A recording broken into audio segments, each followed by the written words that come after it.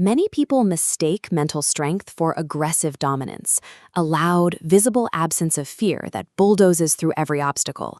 In reality, humans are biologically wired to react to chaos. When an environment becomes turbulent, the nervous system shifts into a defensive survival state. This creates an instinctual drive to find immediate comfort. We feel an urgent pressure to react instantly to every external stimulus to make the stress go away. Reacting aggressively to external pressure is a biological vulnerability. It proves that the environment is in control of your behavior, rather than your own discipline. Real fortitude is defined by quiet, deliberate consistency. This diagram tracks the mechanical process of a reaction. Between the initial stimulus and your eventual response, there is a temporal gap, the pause. Disciplined individuals actively engineer this gap.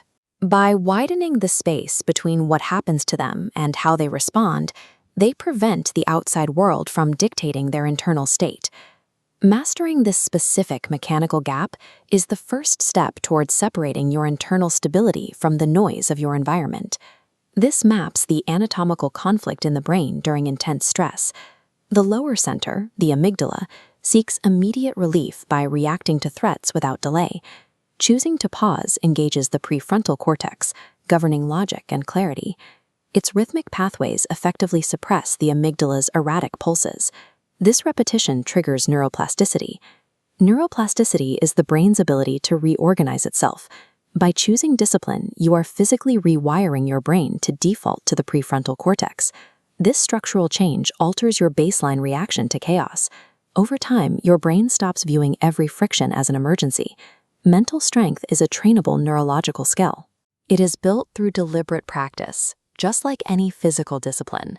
Seeking constant external applause undermines internal stability.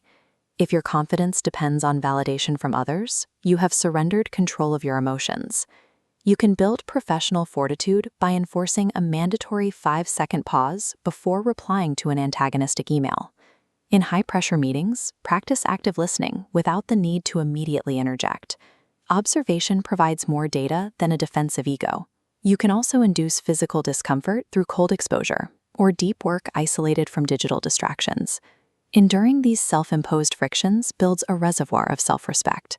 You are proving to yourself that you can handle difficulty without a rescue.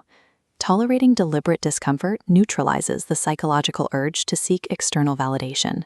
When you are comfortable in your own friction, you no longer need the crowd to approve of you. A fortified mind is grounded and unbothered by external noise.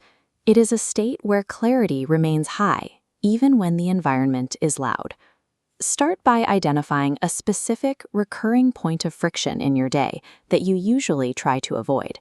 Commit to a minor, deliberate action that leans into that friction instead of retreating from it. Execute this action in absolute silence. Do not tell your peers, and do not share it on social media. Completing difficult actions in secrecy is the mechanism that builds authentic self-respect. It ensures your discipline is for your own growth, not for an audience. Control your morning routine before the world demands your attention. This creates the structural foundation for the day. Consciously direct your mental focus toward your priorities, rather than surrendering it to passive inputs.